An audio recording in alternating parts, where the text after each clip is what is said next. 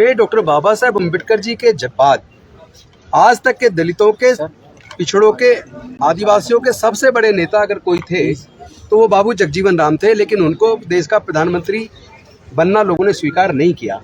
देखिए, डॉक्टर बाबा साहेब अम्बेडकर जी का जो रिसर्च पेपर था, द प्रॉब्लम ऑफ रूपी in India and it's solution, जिसके आधार पर रिजर्व बैंक ऑफ इंडिया की स्थापना हुई और भारत ही नहीं पूरे दुनिया के सबसे जाने माने इकोनॉमिस्ट डॉक्टर बाबा साहेब अम्बेडकर थे।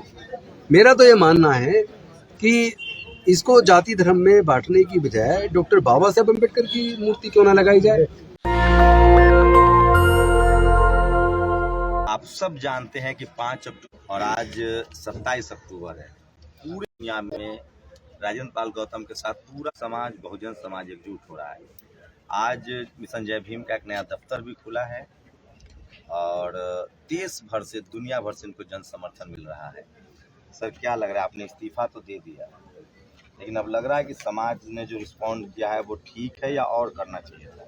नहीं, बहुत ठीक है और सही समय पे दिया है कि चूंकि ये जो मानवता का आंदोलन है, जो डॉक्टर बाबा साहेब अम्बेडकर का भारत को बौद्ध में बनाने का जो सपना था, उसका सबसे बड़ा कारण ये है कि भारत हजारों साल से बटा हुआ है धर्म के आधार पर और जाति के आधार पर, और हमारे लोगों को तो विशेष रूप से मानवता का दर्जा भी नहीं मिला। जबकि आज मैं देख रहा हूँ भारत के लोग ऋषि सुनक को ब्रिटेन का प्रधानमंत्री बनने पर बहुत ज़्यादा खुश महसूस कर रहे हैं। चलो, बहुत अच्छी बात है, आप खुशी मना रहे हैं, हम भी मनाते हैं। और मैं ऋषि सुनक जी को, जो अविभाजित भारत मूल के थे, उनको, ये भारत का एक काला इतिहास है हमारे देश का, जिससे हम शर्मसार होते हैं। और आज भी क्या जनरल सीट से अनुसूचित जाति जनजाति के लोगों को चुनाव अगर लड़ाया जाए, क्या कोई पार्टी लड़ाती है? और लड़ाती है तो क्या सब लोग उसकी काबिलियत के हिसाब से उसको ताकत देते हैं, वोट देते हैं? तो अपनी मानसिकता सुधारनी होगी हमें। हम सबको भारत के रूप में अपनी पहचान भारतवासी के रूप में बनानी होगी। आपने सर पॉलिटिकल बात कही है तो मैं तो आना नहीं चाहता था राजनीति पर। अभी कांग्रेस मैं जानबूझ के लाया हूँ। तो अभी कांग्रेस क्लेम कर रही है कि हमने राष्ट्रीय अध्यक्ष बनाया है शेड्यूल कास्ट का। नहीं, तो उसको खड़गे जी को बहुत बहुत शुभकामनाएं, कांग्रेस को भी शुभकामनाएं कि उन्होंने बनाया। लेकिन मैं कहता हूँ सभी पार्टियों में लोगों को अपना दिल इतना बड़ा तो करना चाहिए। अगर कोई काबिल व्यक्ति है, पुराना कार्यकर्ता है, उसको मौका मिले तो देना चाहिए, क्यों नहीं देना चाहिए? आपकी पार्टी कह रही है कि नोट पर लक्ष्मी और गणेश की तस्वीर हो, अर्थव्यवस्था सुधर जाएगी। देखिए, डॉक्टर बाबा साहेब अम्बेडकर जी का जो रिसर्च पेपर था, द प्रॉब्लम ऑफ रूपी in India and it's solution, जिसके आधार पर रिजर्व बैंक ऑफ इंडिया की स्थापना हुई और भारत ही नहीं पूरे दुनिया के सबसे जाने माने इकोनॉमिस्ट डॉक्टर बाबा साहेब अम्बेडकर थे। मेरा तो ये मानना है कि इसको जाति धर्म में बांटने की बजाय डॉक्टर बाबा साहेब अम्बेडकर की मूर्ति क्यों ना लगाई जाए। और अगर सभी धर्मों की लगानी तो सब धर्मों के नेताओं, सब धर्मों के जो आस्था है उनकी भी लगा दो।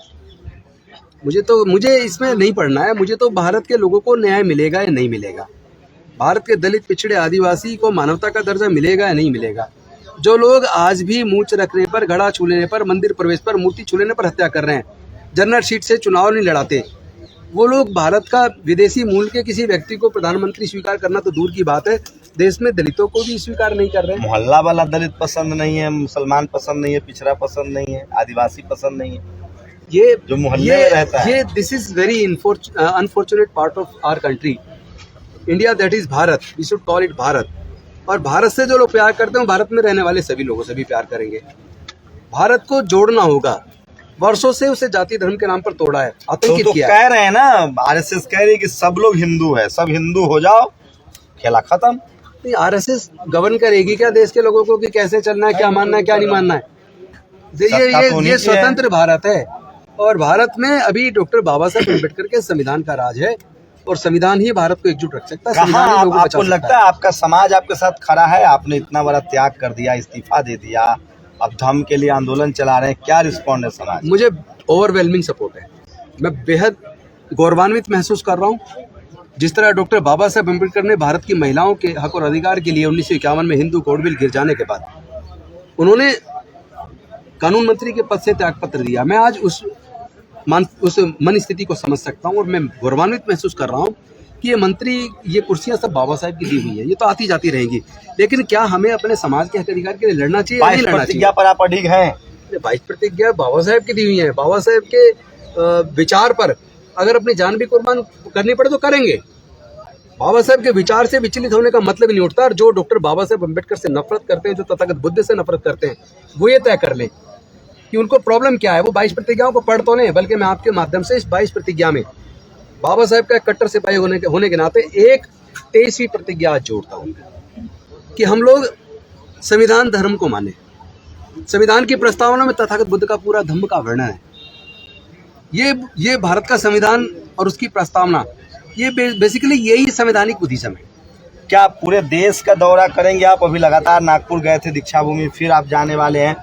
क्या आगे का प्लान है आपका? क्या रोड मैप है धम्म को लेकर? पूरे देश के लोग बुला रहे हैं, देश के कोने कोने में हम जाएंगे और मानवतावाद और शांति का जो माहौल दुनिया भारत के अंदर कायम हो और हमारे लोगों के हक अधिकार को लोग इज्जत के साथ उनको दें और वो खुद भारतवासी बने। हमारे लोगों के साथ उत्पीड़न पूरी तरीके से बंद हो और जो उनको जो हक मिलना चाहिए, चाहे वो एजुकेशन का क्षेत्र हो, चाहे इकोनॉमी का क्षेत्र हो, हर क्षेत्र में हिस्सेदारी भागीदारी सुनिश्चित होनी चाहिए। देश के प्राकृतिक संसाधनों में हिस्सेदारी भागीदारी सुनिश्चित होनी चाहिए। उसकी लड़ाई को लड़ने के लिए जिस हद तक जाना होगा हम जाएंगे। तो ये थे दिल्ली के पूर्व सोशल जस्टिस मंत्री राजेंद्र पाल गौतम, और 22 प्रतिज्ञा के बाद इन्होंने रिजाइन किया था। अब तक ये खुलासा नहीं हुआ है कि इन पर रिजाइन के लिए दबाव था या इन्होंने रिजाइन मर्जी से किया है। लेकिन सोचिए, उसी बीजेपी में भी अभी 22 प्रतिज्ञा वाले मानने वाले लोग अभी मंत्री हैं। रामदास अठावले ने खुद कहा है। आपको बता दें कि जो नितिन गडकरी हैं, देवेंद्र फडणवीस हैं, उन सब लोग 22 प्रतिज्ञा वाले दीक्षा भूमि पर जा चुके हैं। क्या सर ये देश जानना चाहता है कि आप पर इस्तीफे के लिए दबाव था या आपने अपनी मर्जी से दिया है? मेरे सामने दो विकल्प थे। एक विकल्प मैं मंत्री की कुर्सी पे चिपका रहूं और दूसरा विकल्प मैं डॉक्टर बाबा साहब अम्बेडकर के विचार को आगे बढ़ाऊं। तो मुझे डॉक्टर बाबा साहब अम्बेडकर का एक कट्टर सिपाही होने के नाते उस विचार को आगे बढ़ाना मुझे ज़्यादा स्वीकार्य लगा, इसलिए मैंने अपनी इच्छा से बाबा साहब के विचार को चुना। तो सोचिए, वो दौर आ रहा है, मैं फिर कह रहा हूँ, 21वीं सदी डॉक्टर अम्बेडकर की सदी होगी और बहुजन समाज के लोग बाबा साहब के विचारों के लिए। आपको क्या लग रहा है कि आपके लिए फायदेमंद है राजनीति के? अफसोस कर रहे हैं। सवाल राजेंद्र गौतम का है ही नहीं और अफसोस। नेशनल दस्तक की आपसे गुजारिश है कि अगर इसको बचाना चाहते हैं तो नेशनल दस्तक को सब्सक्राइब करने के लिए रेड कलर के सब्सक्राइब बटन को दबाएं, फिर बेल आइकन की घंटी दबाएं। नेशनल दस्तक को बचाने के लिए बहुत जरूरी है कि हर खबर को शेयर करें, लाइक करें, कमेंट जरूर करें।